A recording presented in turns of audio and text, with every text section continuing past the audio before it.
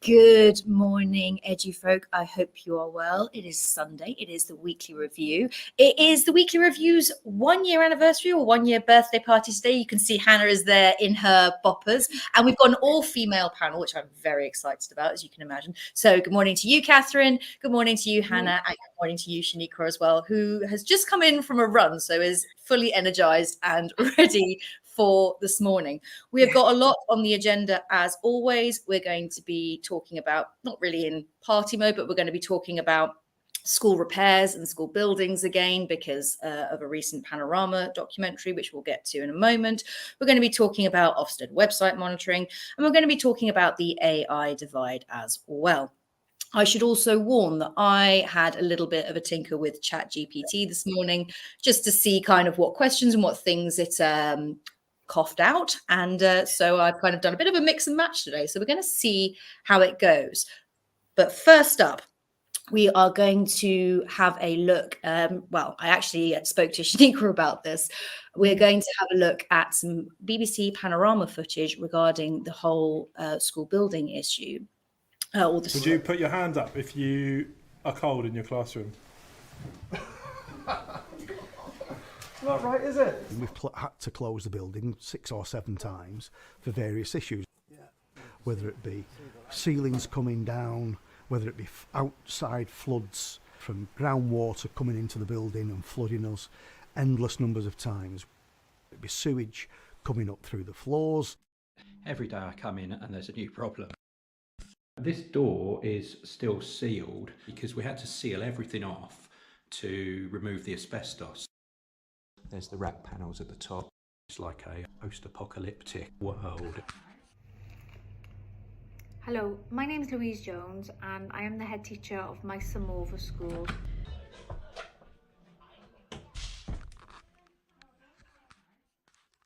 The section of the new build is starting to subside and sink. The doors are not hanging properly anymore, so the carpet tiles have to be removed. We've had to stick this window together with sticky labels. Well, quite sort of harrowing viewing there. Now, the government claims through the Department of Education that they have allocated £15 billion since 2015 for essential maintenance and improvements, including £470 million in 2023 to specifically address immediate support for schools. But I couldn't see any of you reacting there, but I can imagine that the faces were quite grim. Shaniqua, coming to you first. I mean, just talk to me about what was going through your head when you were viewing that footage.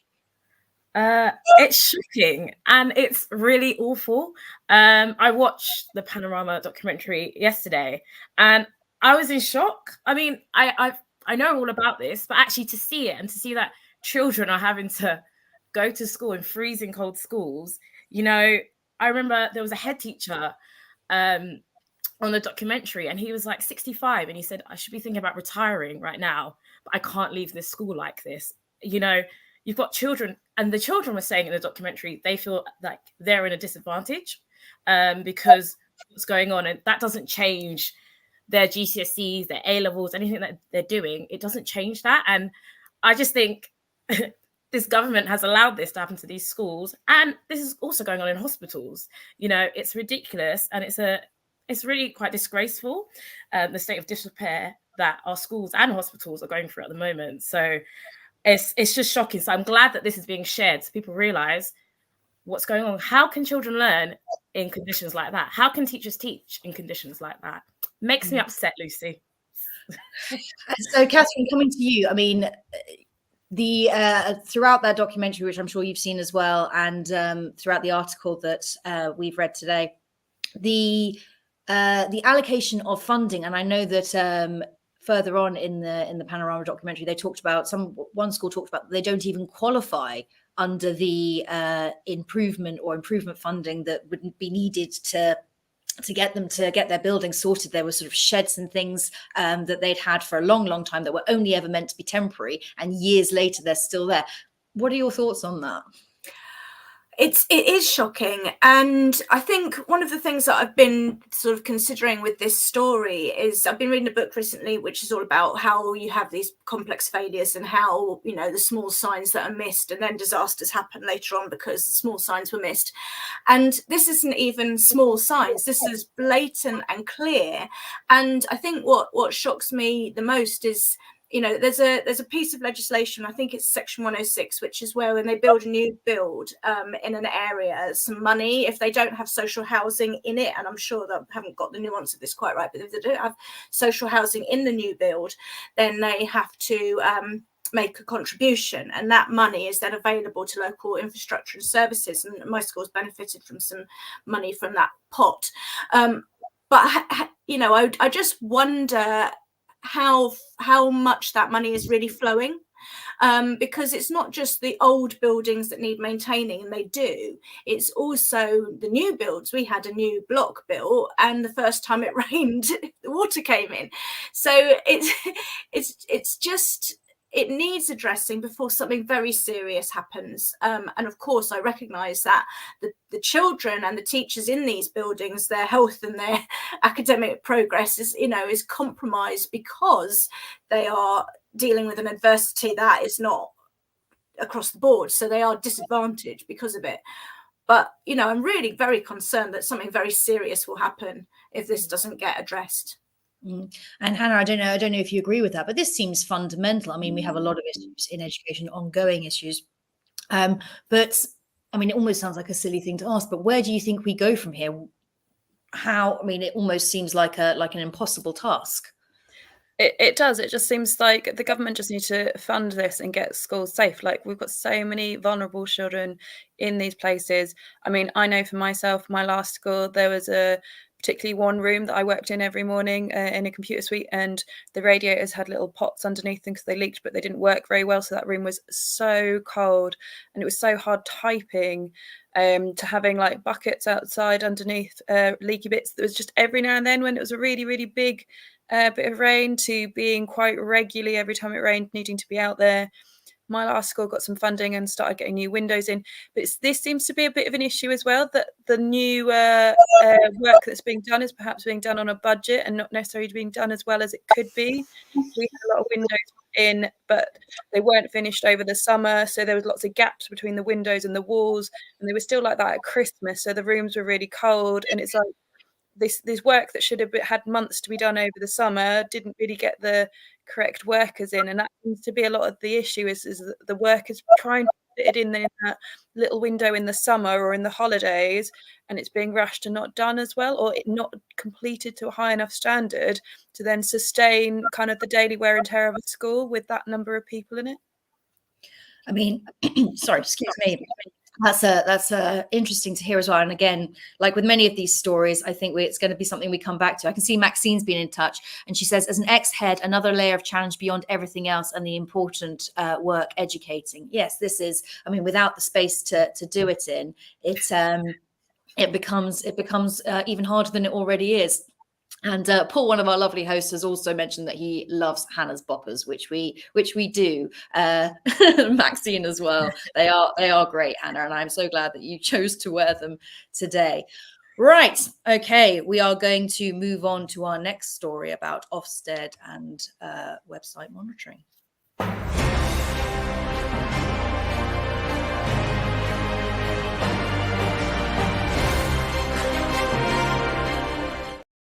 Right. Okay. Now this one is very interesting because Ofsted has shaken up when inspectors can access school websites after a loophole was exposed that offered notice of advanced notice rather of visits by monitoring downloads on the website. But there's been sort of shaky details on this because, as you know, it's one of those revelations that maybe certain people did not want to come to light. So specific details are being withheld. Greenhouse School websites, who are the people behind this, have developed this algorithm, and they're saying that discussions about this date back to 2015, and the idea behind it is that to give schools more of an advanced warning. And you can see here a screen grab. It's not particularly clear, so maybe we'll be able to post it as well. And so they detail there kind of how it can be done. School Minister Damien Hines has confirmed that changes to how and when inspectors can access school websites, including considerations for virtual private networks or VPNs, which some of you may or may not be already aware of, can be used for other things, which maybe we won't discuss in too much detail right now. So I suppose my initial question to Hannah, I mean, what do you sort of think about this as a concept to begin with?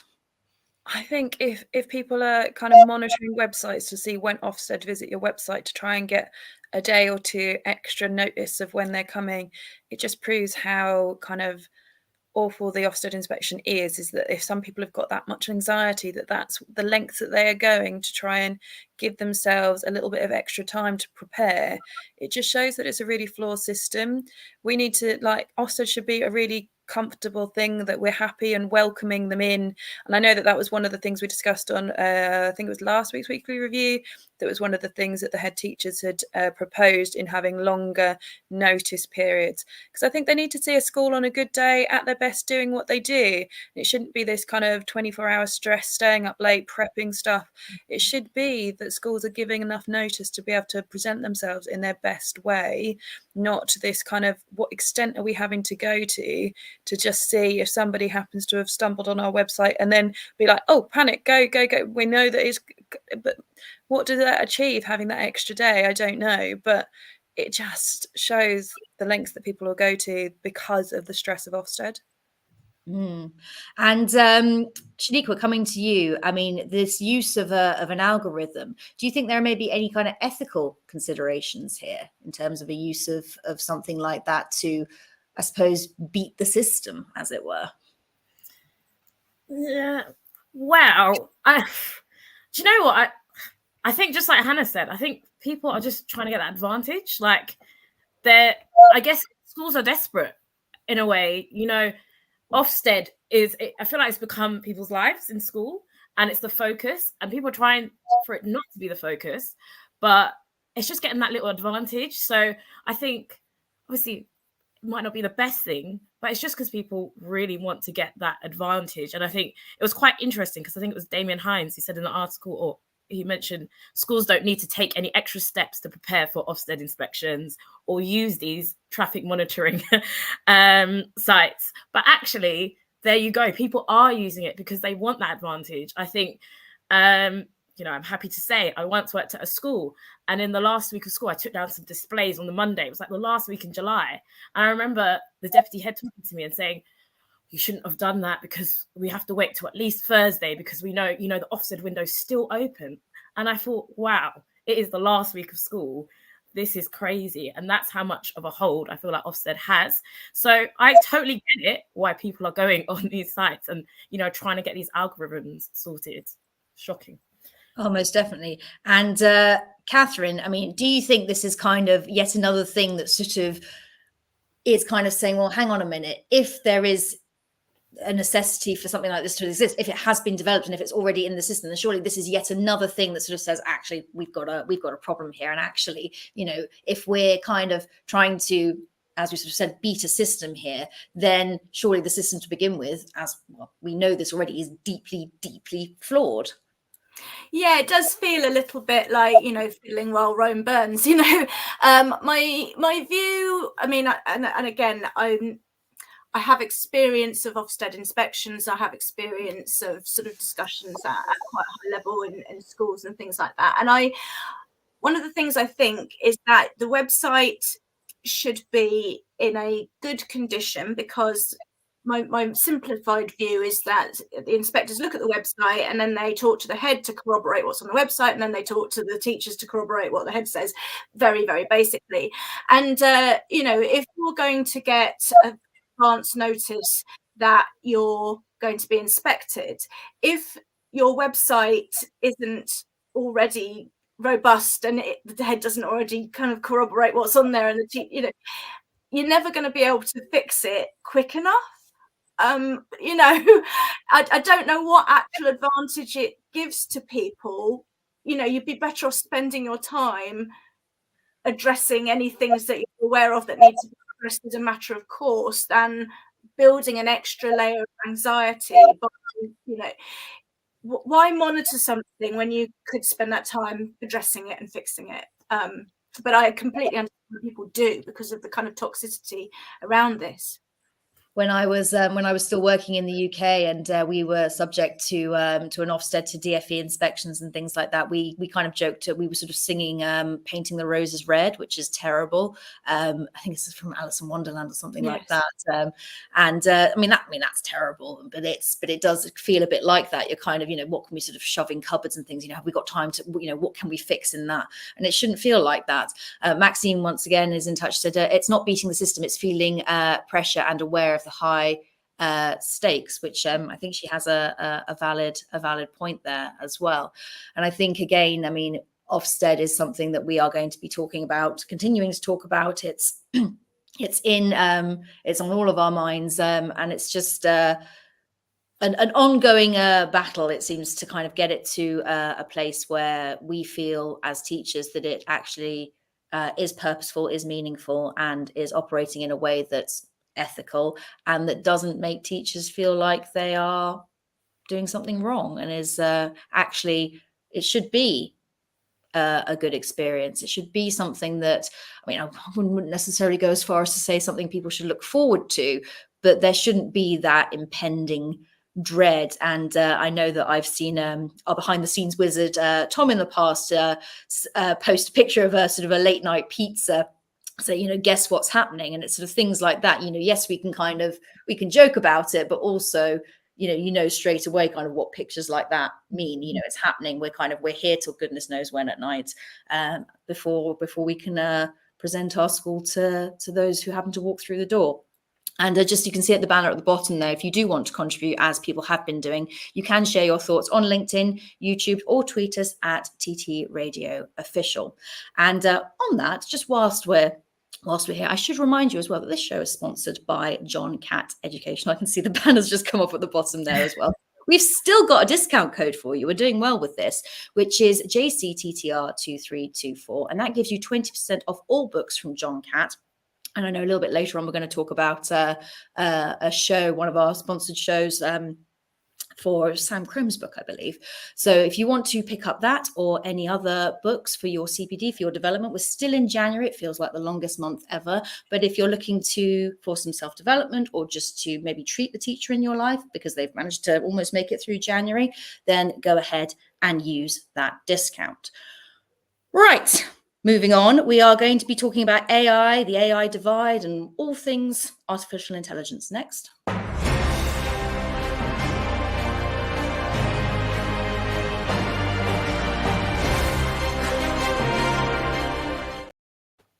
So AI has been on our radar, like with all these things, a lot recently. And there have been lots of things in the news about this. There have been concerns raised about AI-enabled academic malpractice. There's concerns about students cheating in exams. There's also been calls to update the curriculum and for schools to have an AI lead. I know that, I mean, I'm international, but certainly it's been something we've been looking at.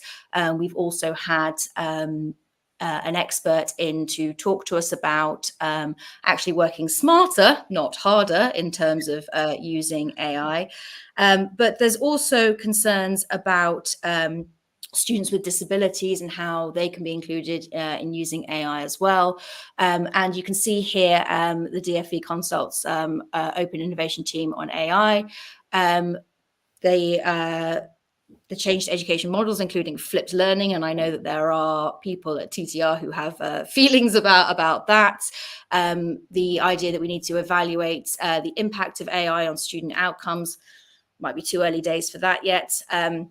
Research funding, and also, very importantly, the digital divide, and more research to understand the intellectual property of, is that Generation AI at the bottom or Gen AI at the bottom?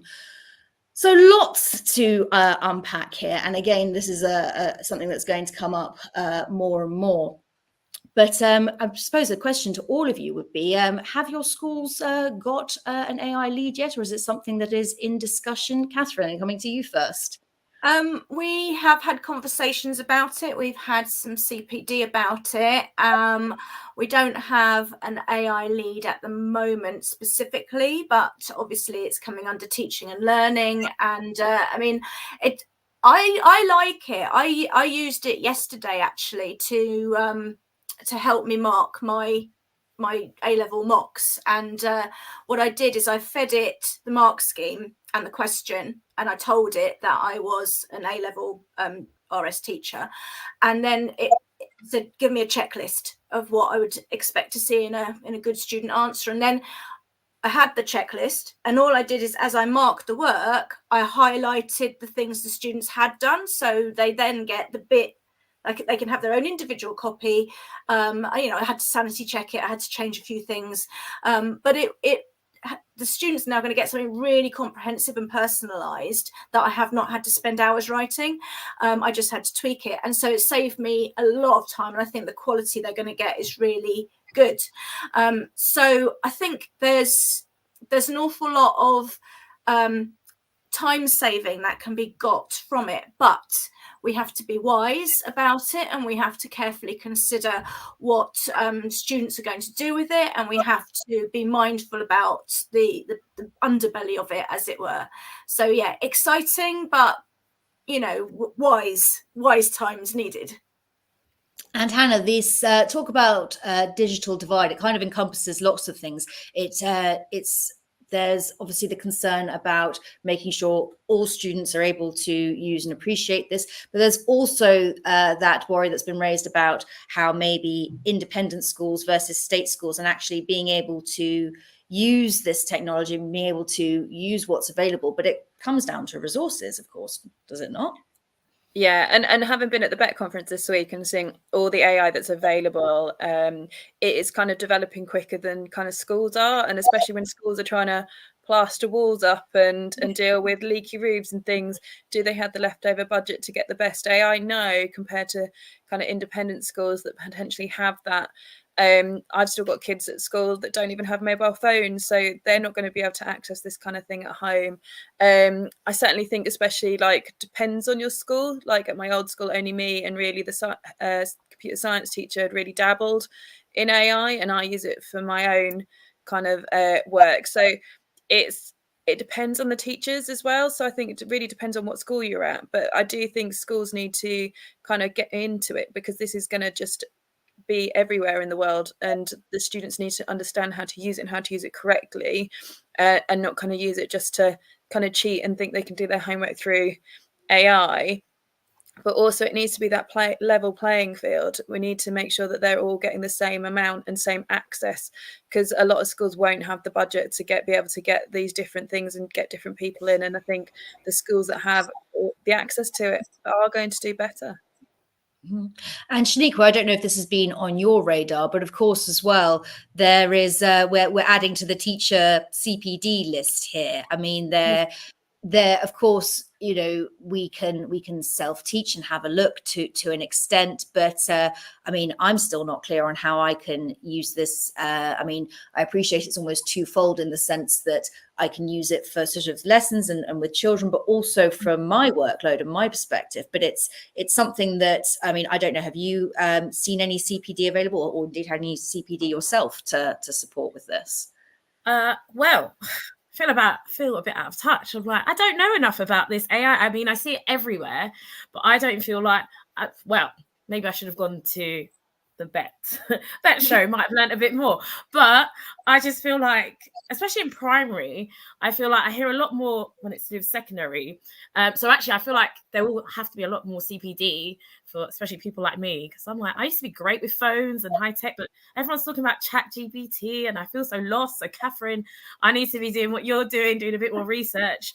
So it's quite interesting. I think one of the things in the article was talking about, they said research funding needed to help teachers detect AI, which for me, that'd be amazing. And I know for other teachers, when it comes to like coursework, and, as Hannah and Kathryn were saying, we've got to be wise in these times where, People might use it for cheating. You know, I've seen adults tweet or X about, you know, oh, I've got this assignment to do, got to go on ChatGPT and get it done. So actually, I just feel like there's a lot more research to be done. But like you said, well, like you're talking about, I don't know where I have the time. You know, even our CPD sessions at the moment, we're trying to fit everything in. Do we even have enough time for that, let alone pushing this through? And I can't lie, I've worked in schools where we don't have all the equipment. You know, there are some children who are going to be behind. We're sharing laptops. We don't have enough iPads. So, you know, the F word, here it is again, funding. Is it actually fun? Are we actually going to get the funding? You know, so it's just a lot to think about, So I'll be going to school tomorrow asking, do we have an AI lead? Who is it? Do they know about this? So yeah, thanks. Are you going to nominate yourself, Shaniqua, or no? Well, I do believe the article said it's an SLT member. So unfortunately, I'm out. I think that's what it said. I believe that's what it said. So, oh well, I mean, our member is. I mean, I'm not in the UK, but our person is not.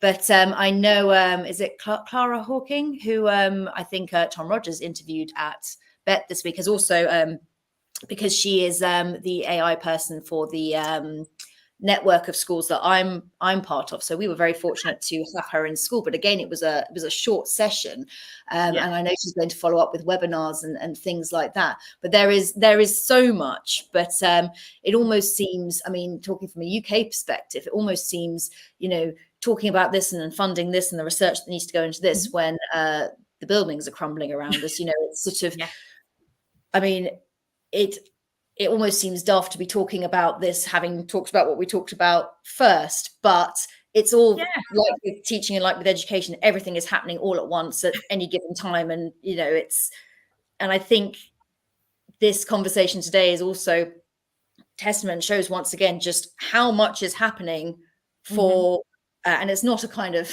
sounds like a sort of tiny violin type thing, but it just, I think, gives some people insight into, you know, this is what's happening in education at any given time. This is, you know, how many directions everyone's brain is split into. You know, no wonder we're all kind of going, you know, what to focus on first. But I do sense that this is you know, you're not going to be able to beat this. You kind of have to join in, and you kind of have to be on board. But of course, that relies on your schools being on board. That relies on, you know, so much other stuff like we've talked about today in terms of funding, etc. All the F word, as Shaniqua referred to it as. See, Ron Moraine, I believe if that pronunciation is incorrect, I do apologize. One thing I know about all my students is that they all have a smartphone. They all have downloaded AI apps to their phone. So why not use what they are already using? I think that is wise words. I don't know if he's quite encouraging phone use in class there. Maybe he is. And I know that again, Mr. Brent Poland, who is not a fan of phones in class, might have something to say about that. I'm sure he's listening in somewhere. So maybe that'll be a discussion in the not too distant future. You never know. And I think we could go on and on talking about this, and I'm sure it'll come up again. But in the meantime, I'm going to ask you all about your favourite TTR shows of the week in a moment.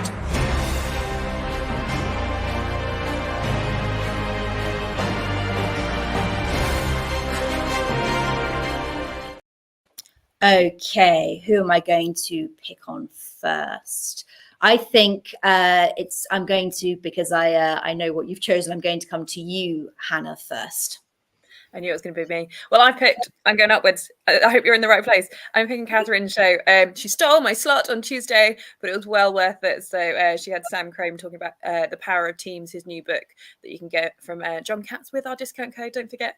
But it's such a great book, and he's so articulate as well. So it was really good kind of listening to him and kind of, especially for me in terms of I'm quite obsessed with courses, and he was kind of being like, I did all these courses, but nobody was actually talking about kind of how teams work and how you manage people and communication. And I think it's something that a lot of people don't get right. And there were just some really, really great things that he was talking about in the show. So well worth the listen. And I believe Oh, Brent, so yeah, band phones in class. I knew he'd be earwigging. Yes, He yes. was burning there. Yes, great show, great interview, and I believe Tom HB has quickly labelled it his education book of the year already. So high praise indeed. Kathryn, coming to you next. Well, I'm going to go back to the generative AI question, because my show of the week is Graham Stanley's show last night, which was an educator in Mexico, and she worked a lot around South America, and it was all about generative AI for teachers, and she talks a lot about how you train the students to use it in a productive way as a tool, rather than trying to squash it down and where it kind of goes underground, and you know, the IT literacy that comes out of it, and the kind of questions that the prompts you put into it, and the art it can generate as well. I don't know how that makes you feel, Hannah, but it was a very, very interesting show and well worth a listen. Fantastic. Shaniqua, coming to you.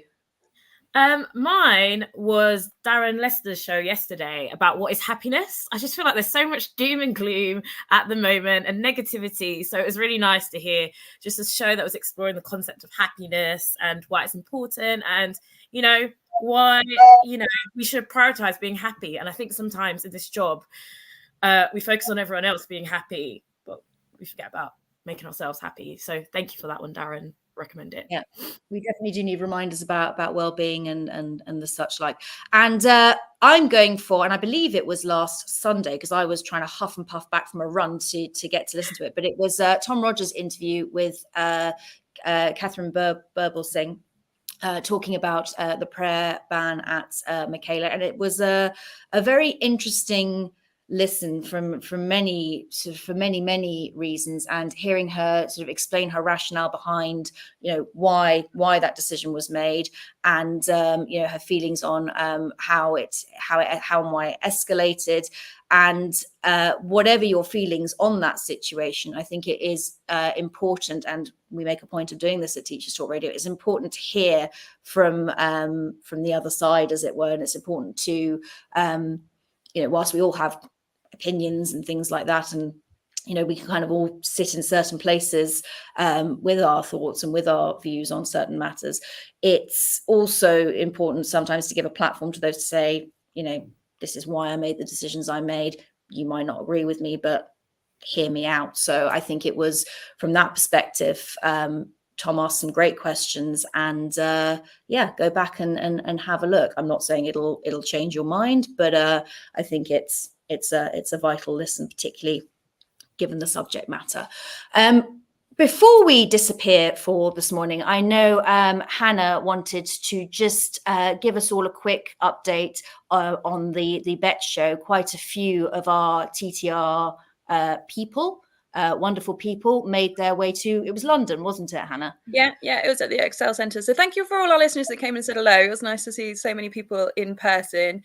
We had some great interviews as well. We had Darcy Bustle and Michael Rosen. So keep your eyes out, because there'll be a lot coming up, and some of our clips from the show, as well as so many different people coming and chatting to us, and there's lots of live streams as well that you can go back and catch up on. But thank you to our sponsors, John Katz and New Line, who helped us get there. And if anyone's got any funny pictures of me in my giant radio costume, then do send them to me. I've never had my photo taken quite so much in my life, so there was some really good moments to have. So thank you for everyone who came and saw us, and do look out for all those bits coming up and the kind of summaries that are going to be coming out. And a big thank you to Tom as well for our yearly weekly review. Like, he's behind the scenes, but to have been doing this for a year is really great. So I've loved coming on and joining this show. So thanks for everyone that watches, and him for doing it. And it's been a great hosting gig. I know that a few of us in here have been in the chair, and it's nice to thank you for listening. Follow us on Twitter.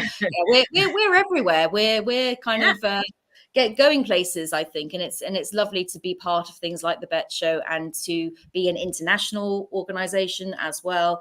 So I think all these things are really important, and hopefully I can join you all next year at at BETT, because I was kind of gutted. I've got real FOMO actually just seeing some of the video clips that have been coming out, and some of the people you got to meet as well. Some real icons in the mix there. So fantastic stuff. And I think that we'll do it bigger and better next time. So all that remains for me to say is please do make use of that John Cat discount, which is JCTTR2324. We don't know how much longer we're going to have it for. I mean, you know, blink and you'll miss it. So I keep saying every week that I need to make use of it. I haven't yet, but I think Sam Crome's book is definitely going to be on my list, and I'm sure it's on a few of your lists as well if you haven't got it already. We've, as always, got amazing stuff coming up next week on Teachers Talk Radio, so do keep an eye out for all those shows. Too many to mention. Have a fantastic week next week. I know we're creeping closer to half term for some of us. How close are we at this point? Do you even know? 3 weeks, Kathryn? Something like, I think we might be 2.5. I don't know. I can't count. Well, I can count, I should say, but I can't count. I'm very much living in day to day at the moment. 2 for you, Shaniqua. Like it's around two for me as well. But we celebrate Carnival here, and each sort of phase does we all dress up on the last Friday before half term, just in kind of whatever you like. Our kind of dance teacher has taught a dance to each phase, so I have been doing a lot of this, and I'm sure I can get some video footage to all of you, because it is quite a sight. Parents come and stand on our sports field and watch it. It's mad, but you kind of have to get involved, so that's all coming up. But so we will do this hopefully all again next week. I don't know who will be in the chair, but whoever it is, it will be fantastic. Have a great week, panel. Thank you to all of you for being here. Thank you, Wizard Tom HB, who is behind the scenes. Have a lovely one.